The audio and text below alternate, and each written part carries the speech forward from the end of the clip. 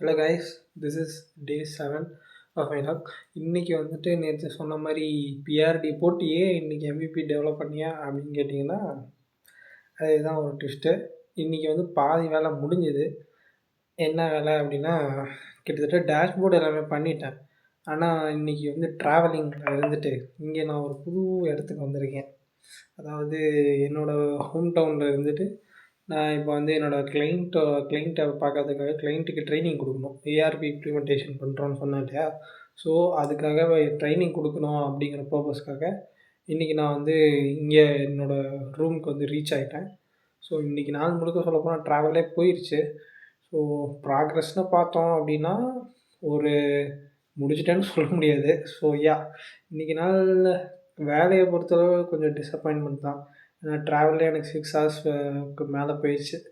So this is my day. And இன்றைக்கி நாள் உப்பு சப்பி இல்லாத மாதிரி தான் போச்சு.